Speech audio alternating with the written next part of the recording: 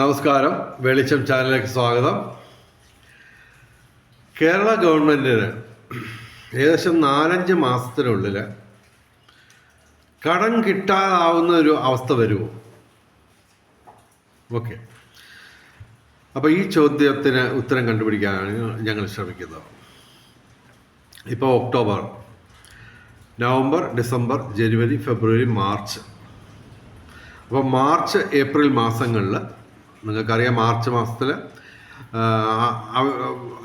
വളരെയധികം ഫണ്ട് വേണ്ട ഒരു മാസമാണ് ഈ മാർച്ച്. മാർച്ച് 31 എന്നൊക്കെ പറയുന്നത് വളരെ ക്രിട്ടിക്കലായിട്ടുള്ളൊരു ഡേറ്റാണ്. അപ്പോൾ അത് സംഭവം ഞങ്ങൾ പറയുന്നതിൻ്റെ അടിസ്ഥാനത ഇപ്പോൾ ഞങ്ങൾ പറയുന്നത് നിങ്ങൾ അംഗീകരിക്കണമെന്നില്ല. അതേസമയം 4-5 മാസത്തിനുള്ളിൽ നിർണായകമായ സംഭവങ്ങൾ, പ്രത്യേകിച്ച് സാമ്പത്തിക വിഷയവുമായിട്ട് ബന്ധപ്പെട്ട് പരമാവധി പ്രശ്നങ്ങൾ ഉണ്ടാവാൻ പോവുകയാണെന്നാണ് ഞങ്ങളുടെ വിലയിരുത്തൽ. അപ്പോൾ ഇത് ഒരു ഔദ്യോഗിക ആയിട്ടുള്ള ഒരു വീഡിയോ ആയിട്ട് ഞങ്ങൾ പറയുന്നില്ല. മറിച്ച് ഞങ്ങൾ പൊതുവെ പല ഇൻ്റർനാഷണൽ റിപ്പോർട്ടുകളും കണക്കിലെടുത്ത് ഞങ്ങളുടെ ഒരു വിലയിരുത്തൽ മാത്രമാണ് ഇത് പറയുന്നത്. ഇതിപ്പോൾ നിങ്ങൾ അംഗീകരിക്കണം. പക്ഷേ ഒരു 4-5 മാസത്തിനുള്ളിൽ, പ്രത്യേകിച്ച് മാർച്ച് 2026 മാർച്ച്, ഏപ്രിൽ മാസങ്ങളിൽ ഞങ്ങൾ പറയുന്ന കാര്യങ്ങളൊക്കെ നടക്കാൻ പോകുന്നു എന്നുള്ള പ്രതീക്ഷയാണ് ഞങ്ങൾക്കുള്ളത്. തീർച്ചയായിട്ടും അതൊക്കെ നെഗറ്റീവായിട്ടുള്ള കാര്യങ്ങളാണ്. അങ്ങനെ സംഭവിക്കാതിരിക്കട്ടെ എന്ന് ഞങ്ങൾ ആഗ്രഹിച്ചാലും അത് നടക്കത്തില്ല. കാരണം എന്ന് പറഞ്ഞാൽ ഈ ശുഭാപ്തി വിശ്വാസം, ഒപ്റ്റിമിസം, അത് നല്ലതാണ്. പക്ഷേ അതല്ല പ്രശ്നങ്ങൾക്കുള്ള പരിഹാരം. ഓക്കെ, അതായത് ഞങ്ങൾ ഈ പറയുന്നതിൻ്റെ അടിസ്ഥാനം എന്ന് പറഞ്ഞാൽ, നിങ്ങൾക്കറിയാം, ഞങ്ങൾ പല വീഡിയോകളിലും പറഞ്ഞിട്ടുള്ളതാണ്. എങ്കിലും പുതിയ പ്രേക്ഷകർക്ക് വേണ്ടി പല കാര്യങ്ങളും, ഏറ്റവും ബേസിക് ആയിട്ടുള്ള, ഏറ്റവും അടിസ്ഥാനപരമായിട്ടുള്ള, ഈ ലോകത്തെ സംബന്ധിച്ചുള്ള ഏറ്റവും അടിസ്ഥാനപരമായിട്ടുള്ള കാര്യങ്ങൾ ഞങ്ങൾ ആവർത്തിക്കുന്നതിൽ സ്ഥിരം പ്രേക്ഷകർ ദയവായി ശ്രമിക്കുക. കൃത്യമായിട്ട് പറഞ്ഞു കഴിഞ്ഞാൽ, കേരളത്തിലെ 3.5 കോടി ജനങ്ങളിൽ ഏതാണ്ട് 100% പോട്ടെ, ഒരു 99% പേർക്കും അറിയാത്ത പല കാര്യങ്ങളുണ്ട്. എന്നാൽ നിർബന്ധമായിട്ടും എല്ലാവരും അറിഞ്ഞിരിക്കേണ്ട കാര്യങ്ങൾ 99% ആൾക്കാർക്കും അറിയില്ല. അപ്പോൾ അത് ഒക്കെ തന്നെ ഇപ്പോൾ ഞാൻ പറയാൻ പോകുന്ന ഡേറ്റകൾ, കണക്കുകളെല്ലാം തന്നെ ഏറ്റവും പ്രധാനമായിട്ടുള്ളതാണ്. അതെല്ലാം തന്നെ 100% ഔദ്യോഗികമായിട്ടുള്ള സ്ഥിരീകരണമുള്ള കാര്യങ്ങളാണ് ഞങ്ങൾ പറയുന്നത്. ഒന്ന്, ലോകരാജ്യങ്ങളുടെ മൊത്തം കടം 30,000 ലക്ഷം കോടി രൂപ കവിഞ്ഞു. ഓക്കെ, ഏകദേശം 10,000 ലക്ഷം കോടി രൂപ മാത്രമാണ് ലോകരാജ്യങ്ങളുടെ മൊത്തം GDP, വരുമാനം എന്ന് ലളിതമായിട്ട് പറയാം.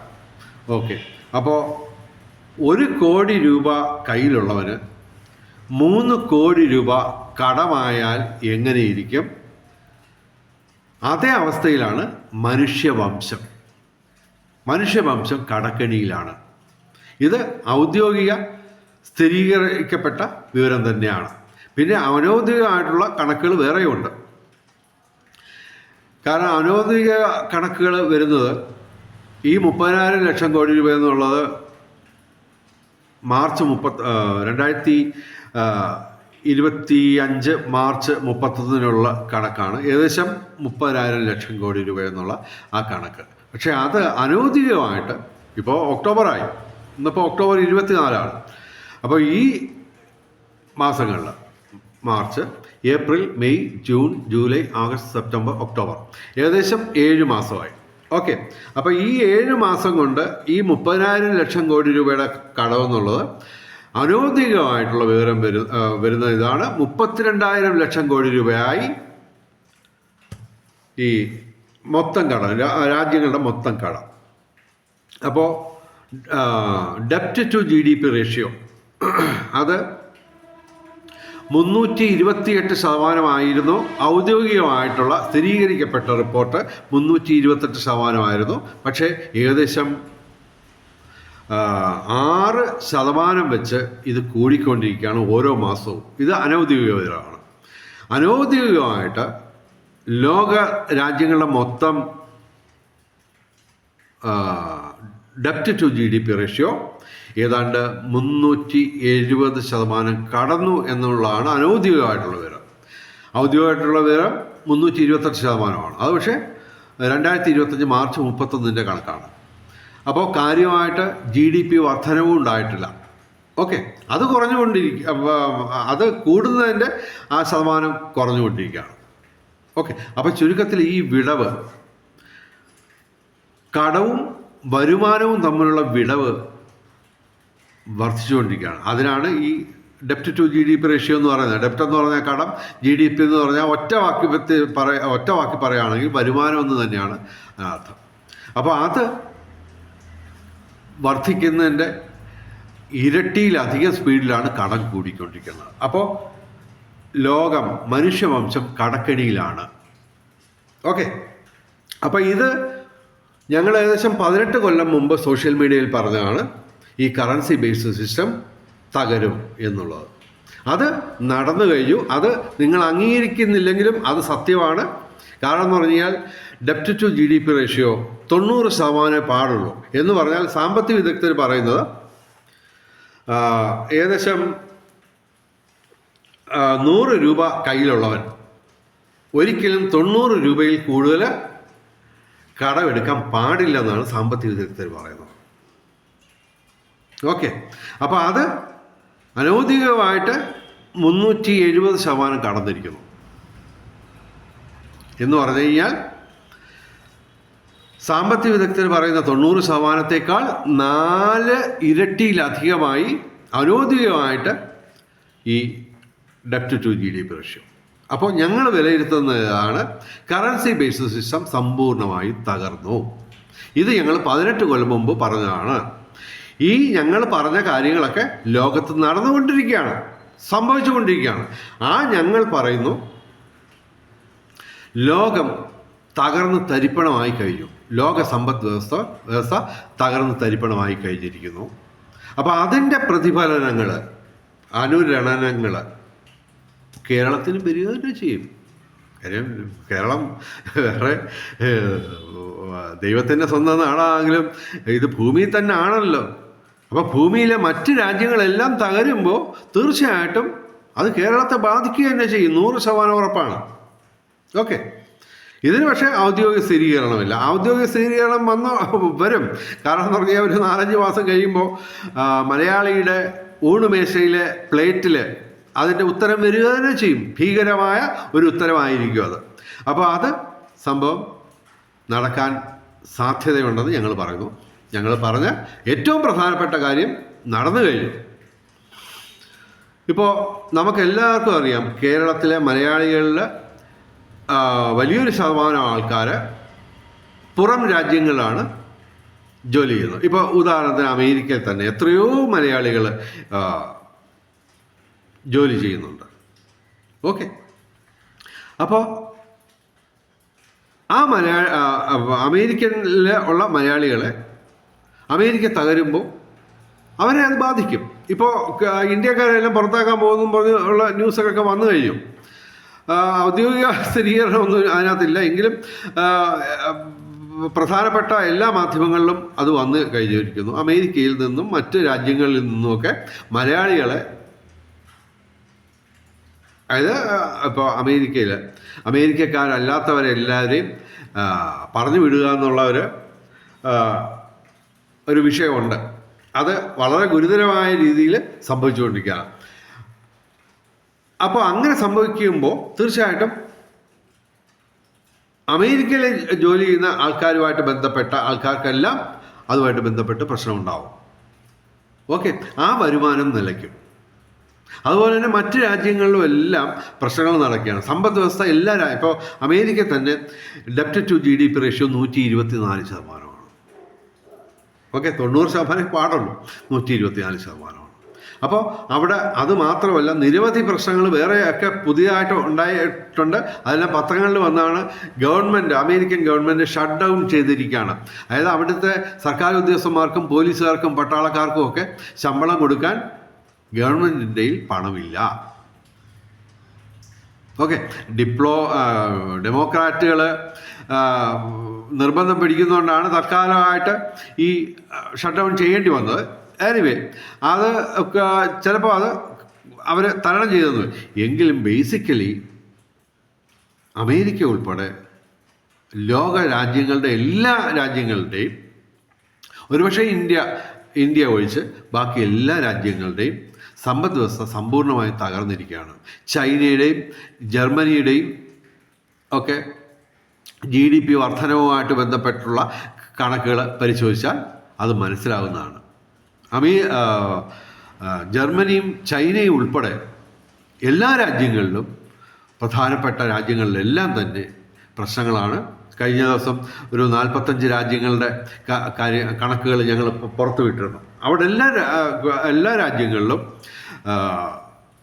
കലാപങ്ങൾ, പല രീതിയിലുള്ള പല കാരണങ്ങൾ കൊണ്ടുള്ള കലാപങ്ങൾ നടന്നുകൊണ്ടിരിക്കുകയാണ്. ഇപ്പോൾ അമേരിക്കയിൽ ട്രംപിനെതിരെ നോ കിങ്സ് എന്നും പറഞ്ഞുള്ളൊരു പ്രക്ഷോഭം നടന്നുകൊണ്ടിരിക്കുകയാണ്. അപ്പോൾ അത് മാത്രമല്ല, ഏതാണ്ട് അമേരിക്കയിലൊക്കെ കലാപങ്ങൾ അതിൻ്റെ മൂർധന്യത്തിലോട്ട് വന്നുകൊണ്ടിരിക്കുകയാണ്. അങ്ങനെ ലോക രാജ്യങ്ങളെല്ലാം തന്നെ, ഞങ്ങളന്ന് ഇട്ട വീഡിയോയിൽ 45 രാജ്യങ്ങളുടെ പേരുകൾ ഞങ്ങൾ പറഞ്ഞിരുന്നു. ആ വീഡിയോ ഒന്ന് കാണാൻ ശ്രമിക്കാം. അപ്പോൾ ചുരുക്കത്തിൽ ലോകം തകരുകയാണ്. ലോകം തകരുമ്പോൾ ഇന്ത്യക്ക് മാത്രമായിട്ട്, കേരളത്തിന് മാത്രമായിട്ട് പിടിച്ചു നിൽക്കാൻ പറ്റില്ല. ഉറപ്പാണ്, 100% ഉറപ്പാണ്. ഈ രാജ്യങ്ങളിലെല്ലാം തന്നെ മലയാളികൾ ജോലി ചെയ്യുന്നുണ്ട്. ഓക്കെ, അതുകൂടാതെ ഇവിടുത്തെ ഗവൺമെൻറ്റിൻ്റെ ധൂർത്ത് എന്ന് പ്രതിപക്ഷം പറയുന്നു, ഞങ്ങൾ പറയുന്നില്ല, ധൂർത്ത് കൊണ്ട് അമിതമായിട്ട് ഗവൺമെൻറ്റിൻ്റെ ചിലവ് കൂടുന്നു. അതായത് കടമെടുത്ത് ധൂർത്തടിക്കുകയാണെന്നാണ് പ്രതിപക്ഷങ്ങൾ പറയുന്നത്. ഞങ്ങൾ പറയുന്നില്ല, അതൊക്കെ നിങ്ങൾ തീരുമാനിക്കുക. ഓക്കെ, റിപ്പോർട്ടുകൾ നിങ്ങൾക്ക് കിട്ടുന്നുണ്ടല്ലോ.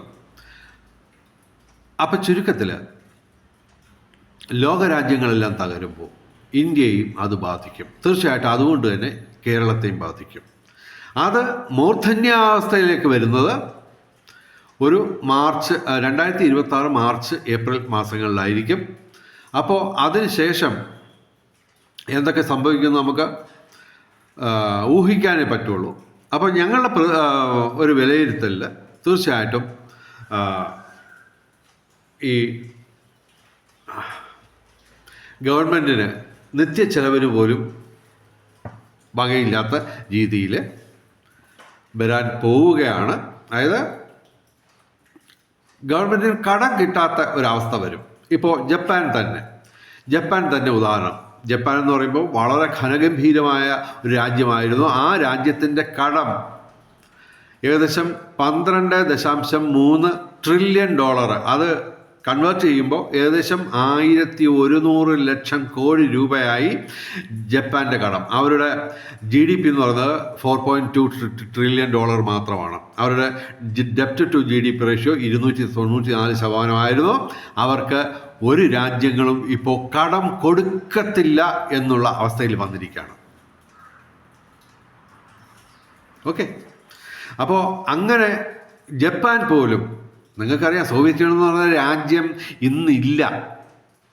അതിനേക്കാൾ വലിയ രാജ്യമൊന്നുമല്ല ജപ്പാനും ഇന്ത്യയും ഒന്നും. അപ്പോൾ ജപ്പാൻ തകർന്നു, സമ്പൂർണ്ണമായും തകർന്നു. ഇതൊന്നും മലയാളികൾ അറിയുന്നില്ല. പക്ഷെ അറിഞ്ഞില്ലെന്ന് വിചാരിച്ചിട്ട് അങ്ങനെയൊന്നും അല്ല കാര്യങ്ങൾ ലോകത്ത് നടന്നു പോകുന്നത്. മറിച്ച് ഞങ്ങൾ പറഞ്ഞിട്ടുള്ള കാര്യങ്ങൾ ഒന്നൊന്നായിട്ട് നടന്നുകൊണ്ടിരിക്കുകയാണ്. ഞങ്ങൾ പറയുന്നു, ലോകം മുഴുവൻ തകരുകയാണെങ്കിൽ, ലോകം ഏതാണ്ട് സമ്പൂർണ്ണമായിട്ടും സമ്പദ് വ്യവസ്ഥ തകർന്നു കഴിഞ്ഞു. കാരണം അത് ഞങ്ങൾ പറയുന്നത് ഔദ്യോഗികമായിട്ട് സ്ഥിരീകരിക്കപ്പെട്ട കണക്ക് ഡെപ്റ്റ് to GDP ratio of the world countries is 328%. അതാണ് ഞങ്ങൾ പറയുന്നത് കറൻസി ബേസ്ഡ് സിസ്റ്റം തകർന്നു. ഇത് അശാസ്ത്രീയമാണെന്ന് ഞങ്ങൾ 18 കൊല്ലം മുമ്പ് തന്നെ പറഞ്ഞു. മറ്റ് വീഡിയോകളിലൊക്കെ ഞാൻ അതിൻ്റെ ഡീറ്റെയിൽസ് പറഞ്ഞുകൊണ്ട് ഇതിൽ ഞാൻ പറഞ്ഞ് നിങ്ങളെ കൂടുതൽ ബോറടിപ്പിക്കുന്നില്ല. എന്തായാലും ഞങ്ങളുടെ പ്രഡിക്ഷൻ ഇതാണ്. ഇത് അസ്ട്രോളജിക്കൽ പ്രഡിക്ഷനൊന്നുമല്ല, എക്കണോമിക്സുമായിട്ട് ബന്ധപ്പെട്ട സാമ്പത്തിക രംഗവുമായിട്ട് ബന്ധപ്പെട്ട പ്രഡിക്ഷനാണ്. താമസിയാതെ കേരളത്തിലും ഗവൺമെൻറ്റിന് കടം കിട്ടാത്ത അവസ്ഥയിലേക്ക് വരും. കാരണം റോബർട്ട് കിയോസാക്കി പറഞ്ഞേക്കുന്ന ഇതാണ്, ലോകത്തിലെ മുഴുവൻ ബാങ്കുകളും തകരുമെന്നാണ്. അത് ഞങ്ങൾ ഔദ്യോഗികമായിട്ട് പറയാൻ പറ്റത്തില്ല, അനൗദ്യോഗികമായിട്ടുള്ള ഒരു വിവരമാണത്. റോബർട്ട് കിയോസാക്കി എന്ന് പറയുന്നത് ആരാന്നുള്ളത് നിങ്ങൾ BBC-യിലും CNN-ലും ഒക്കെ അദ്ദേഹത്തിൻ്റെ ഇൻ്റർവ്യൂകൾ വന്നിട്ടുണ്ട്. അത് കണ്ടു കഴിഞ്ഞാൽ, സെർച്ച് ചെയ്ത് കണ്ടു കഴിഞ്ഞാൽ മനസ്സിലാവും ആരായി റോബർട്ട് കിയോസാക്കി എന്ന് പറയുന്നത്. അദ്ദേഹം ഒരു കാര്യം പറഞ്ഞു കഴിഞ്ഞാൽ അത് 100% നടന്നിരിക്കാം. അപ്പോൾ റോബർട്ട് കിയോസാക്കി പറഞ്ഞേക്കുന്ന ബാങ്കുകളെല്ലാം തകരുന്നതാണ്. 100% ബാങ്കുകളും തകരും. പക്ഷേ ഇന്ത്യൻ ബാങ്കുകളെല്ലാം ഇപ്പോൾ ലാഭത്തിലാണ്. ഓക്കെ, പക്ഷേ ഇതിനെക്കാട്ടിലും ലാഭത്തിലുണ്ടായിരുന്ന വെള്ളി രാജ്യങ്ങളിലെ സായിപ്പന്മാർ കോട്ടൺ ടൈയും തൊപ്പി ഷൂസും ധരിച്ച സായിപ്പന്മാർ നടത്തുന്ന ബാങ്കുകളൊക്കെ പൊളിയുന്നു. അതെല്ലാം പൊളിയുമെന്നാണ് റോബർട്ട് കിയോസാക്കി പറഞ്ഞേക്കുന്നത്. അപ്പോൾ കേരള ഗവൺമെൻറ് ഏതെങ്കിലും ഒരു ധനകാര്യ സ്ഥാപനത്തിൽ നിന്നായിരിക്കുമല്ലോ കടമെടുക്കുന്നത്. പിന്നെ കേന്ദ്ര ഗവൺമെൻറ്റിൻ്റെ ഫണ്ടിൽ നിന്നും ഓവർ ഡ്രാഫ്റ്റൊക്കെ എടുക്കാറുണ്ട്. ഓക്കെ, ഇതെല്ലാം തന്നെ ലോകം മുഴുവൻ തകരുമ്പോൾ എല്ലാം അവതാളത്തിലാവും. അപ്പോൾ അങ്ങനെ വരുമ്പോൾ കേരള ഗവൺമെൻറ്റിന് കടം കിട്ടാത്ത ഒരവസ്ഥ താമസിയാതെ വരും, മാസങ്ങൾക്കുള്ളിൽ വരും. അതിൻ്റെ പ്രതിഫലനങ്ങൾ മലയാളിയുടെ ഊണുമേശയിലെ പ്ലേറ്റിൽ, ഊണ് കഴിക്കുന്ന പ്ലേറ്റിൽ അതിൻ്റെ ഭീകരമായ ഒരു ഉത്തരം വരും. അപ്പോൾ ഒരു 4-5 മാസത്തിനുള്ളിൽ വളരെ നിർണായകമായ അതിഭീകരമായിട്ടുള്ള സംഭവങ്ങൾ കേരളത്തിലും സംഭവിച്ചേക്കാം. അപ്പോൾ കൂടുതൽ ഞാൻ നീട്ടുന്നില്ല. നിരവധി കാര്യങ്ങൾ ഞാൻ പറഞ്ഞിട്ടുണ്ട്. അതിൻ്റെ വിശദീകരണങ്ങൾ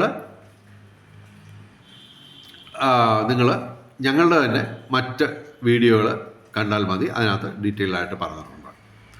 ഓക്കെ, തൽക്കാലം വിടവാങ്ങുന്നു. മറ്റൊരു വീഡിയോ ആയിട്ട് വരുന്നവരെ എല്ലാവർക്കും നമസ്കാരം, ശുഭദിനം.